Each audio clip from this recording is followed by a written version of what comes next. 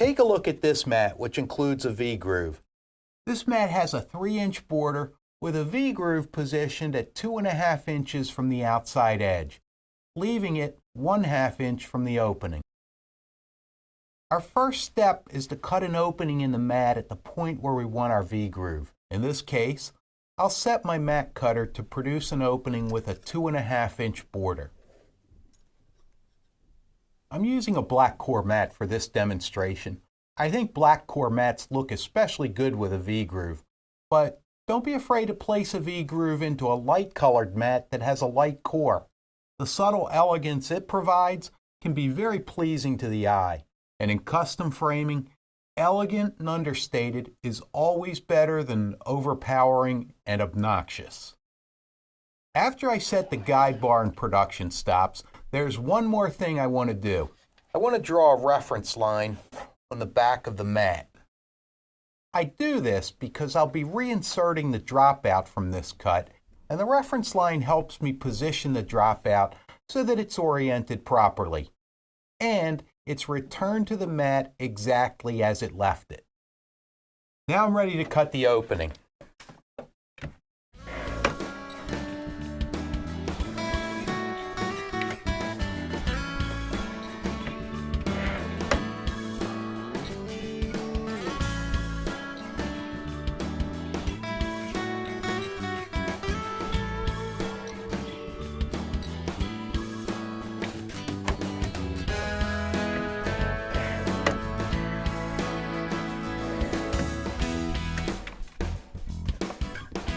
Now in this next step, I'll be working with the dropout, so I'll set the window mat aside.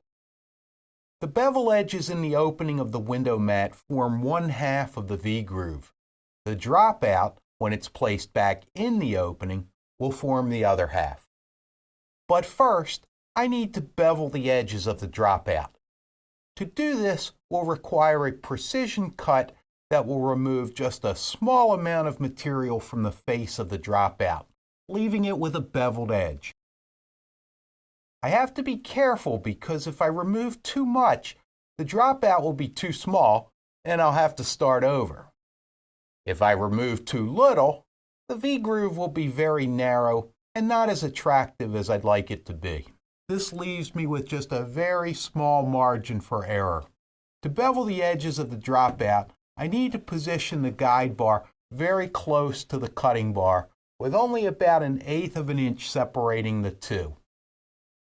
The challenge is to find a position that puts a bevel cut on the very edges of the dropout without changing its dimensions. If the guide bar is too far away from the cutting bar, I end up reducing the size of the dropout, which results in a gap instead of a V-groove.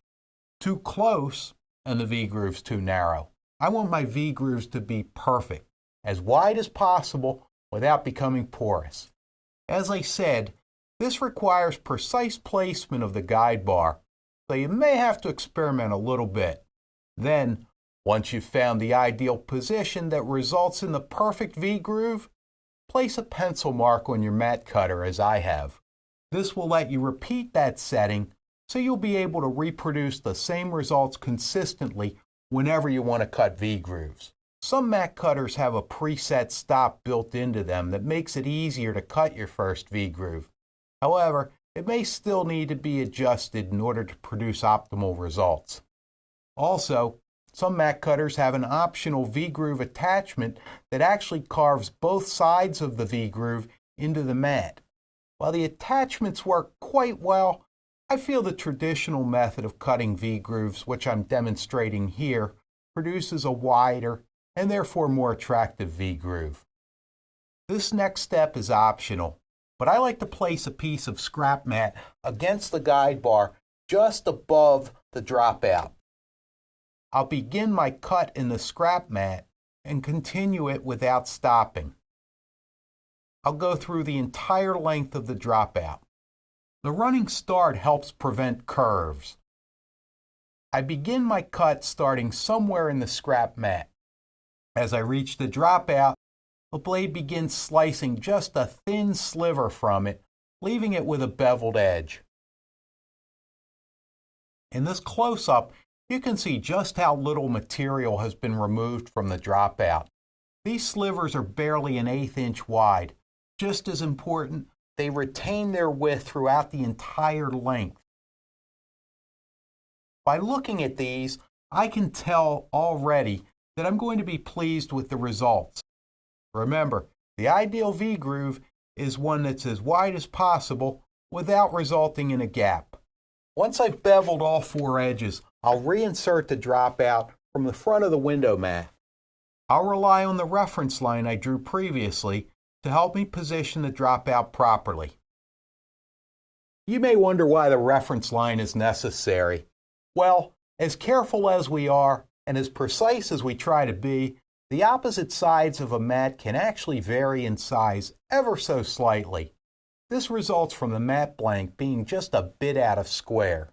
In most cases, you would never notice the difference, but it's this extra degree of precision that separates professional framers from those who aren't.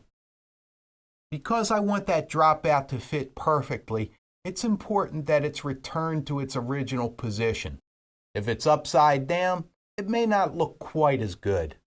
That reference line provides me with 100% reliability and 100% accuracy.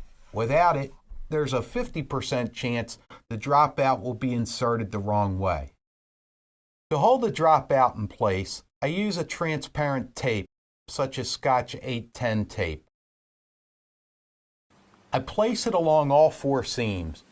You could use almost any type of acid-free tape for this purpose, but I prefer transparent tape because it's thinner and it lets me see the seams are tightly spliced together.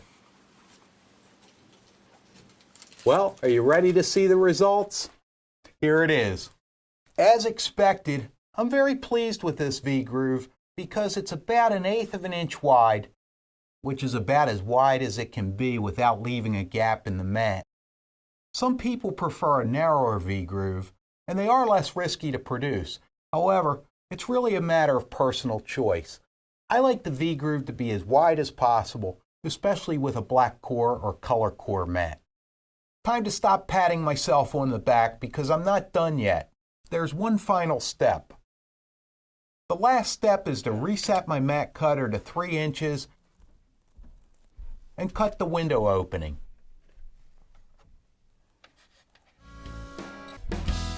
And here we have the finished product, a mat with a 3-inch border featuring a V-groove at 2.5 inches.